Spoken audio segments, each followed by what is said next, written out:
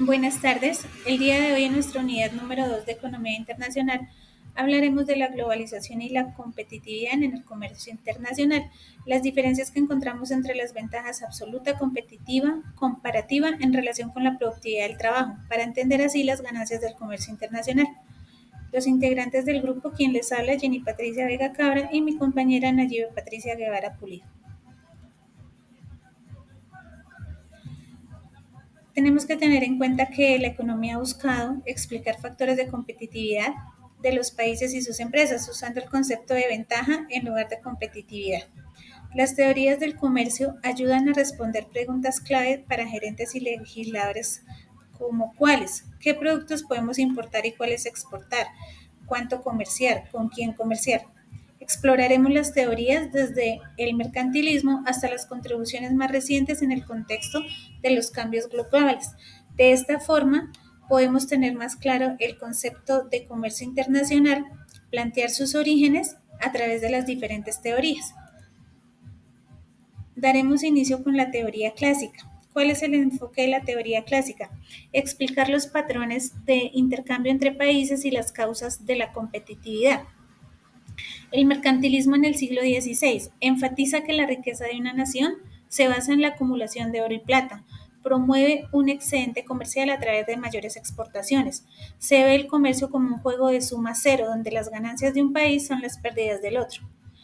Para nuestro autor David Ricardo en 1817, la explicación que él da es proponer la especialización de bienes que un país puede producir de manera más eficiente y la compra de aquellos que produce con menor eficiencia.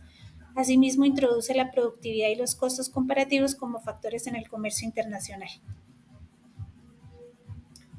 Asimismo, encontramos en la teoría clásica las diferencias absolutas de costos. ¿Qué quiere decir? Que los países se especializan en bienes donde tienen ventaja absoluta, aumentando la producción total.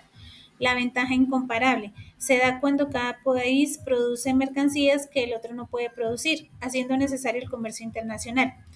También encontramos las diferencias iguales de costo, que se presentan cuando un país produce mercancías de manera igualmente eficiente sin relación de intercambio. La otra teoría que encontramos es el mercantilismo, que es la primera teoría que intenta explicar el comercio internacional. Promueve el enriquecimiento nacional mediante el comercio exterior, postula que el comercio es un juego de suma cero donde debe haber ganadores y perdedores. Asimismo, la intervención del gobierno es clave para alcanzar un superávit en la balanza comercial, promoviendo políticas para maximizar exportaciones y minimizar importaciones. Nuestra siguiente teoría es la ventaja absoluta. Nuestro autor Adam Smith, en 1776, en su libro La riqueza de las naciones, refuta el mercantilismo y aboga por el libre comercio. Propone que la riqueza se mide por la capacidad de producción, no por la acumulación de metales preciosos. Aboga por la especialización de los países en bienes donde tengan ventajas absolutas, lo que incrementa la producción mundial y beneficia a todos los países involucrados. Nuestra teoría de ventaja comparativa. Nuestro autor David Ricardo, en 1772 al 1823, introdujo el principio de la ventaja comparativa que sostiene que incluso un país sin ventaja absoluta puede beneficiarse del comercio al especializarse de bienes donde tiene una ventaja relativa.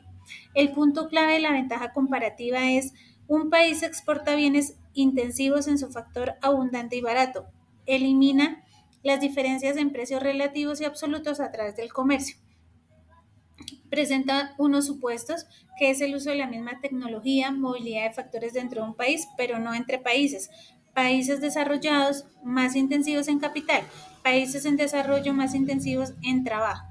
En conclusión, el comercio es un juego de suma positiva donde todos los países pueden ganar.